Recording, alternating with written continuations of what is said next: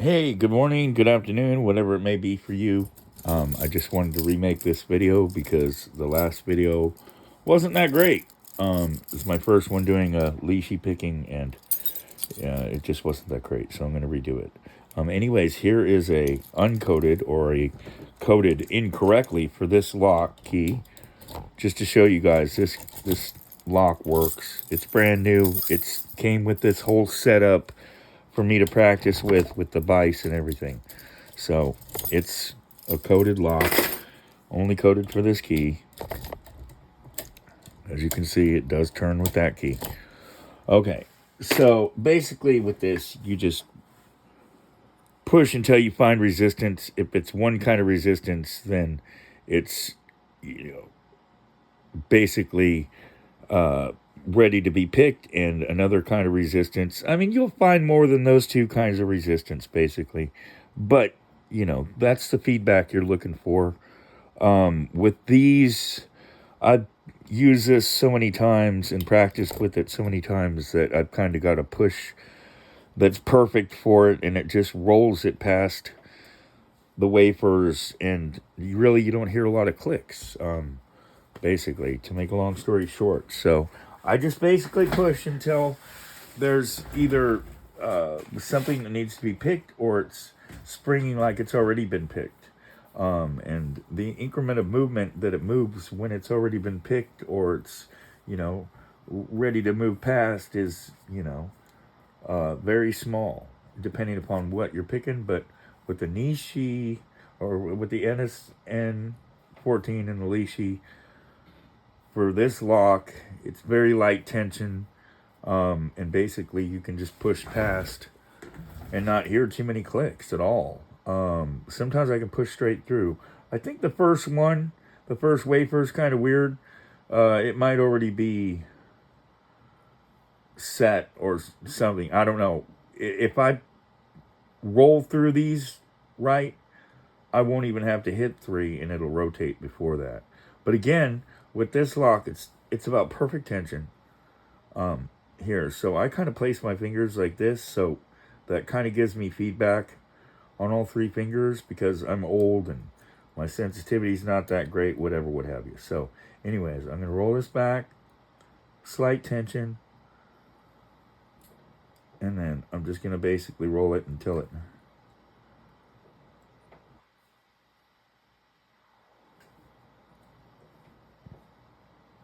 feels like it pushes past something.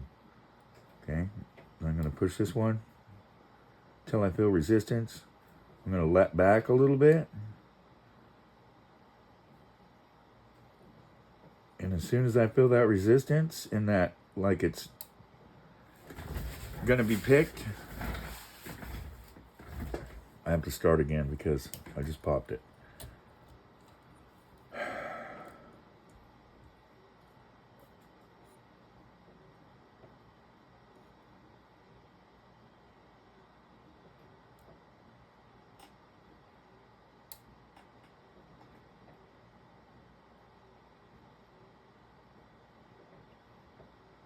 I can tell that one unset, so I went back and reset it. 10's way down, so it's hard to set. But again, I'm just moving it until I feel resistance. And then I'm trying to set it just one increment. Uh-oh, and I heard something just pop back in. So we're definitely going right back to repick some of them. And I think I just heard another one pop out.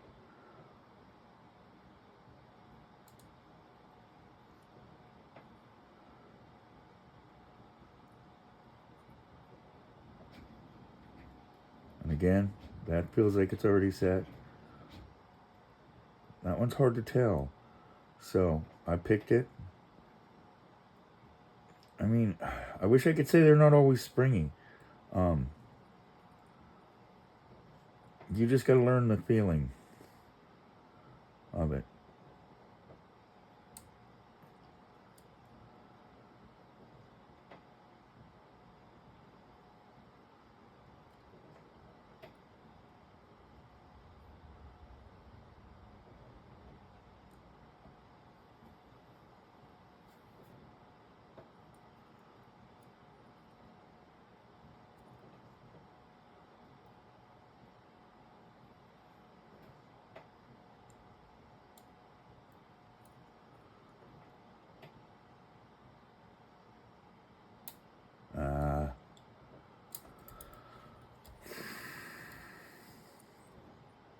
sometimes I just restart.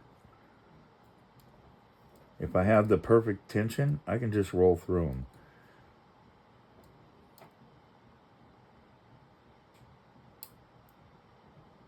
And it's usually a feeling you get. It's just a feeling.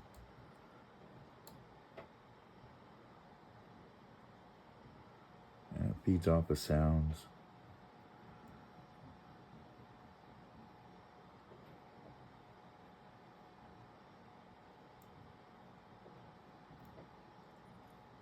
I didn't hear any of them fall back in.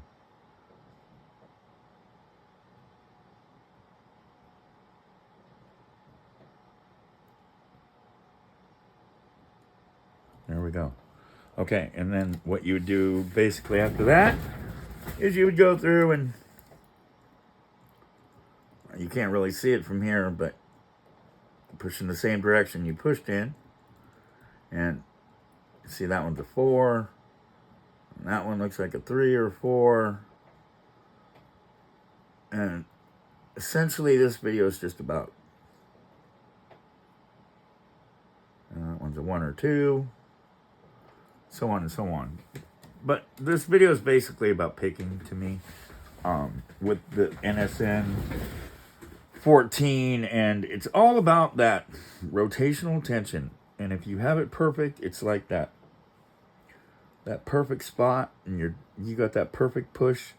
You'll almost just push through all the wafers without any sound or anything. You'll just go by resistance and how the lock responds to you. You know, I mean, it's pretty much comes down to that. If I get the right feeling,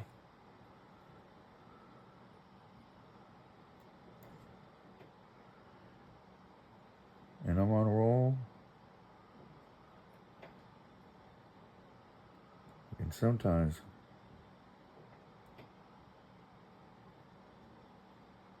just push past, go straight to go, just like that, bam. And it's just, again, it's a feeling that you get in your fingers. I'd probably pick this lock 100 times. And it's going to take that kind of practice. If you want to be able to do this as a job, it's going to take that kind of practice. You're just going to have to do it over again. And then you get into the high security locks, and you're going to be frustrated. I haven't even picked one of those yet.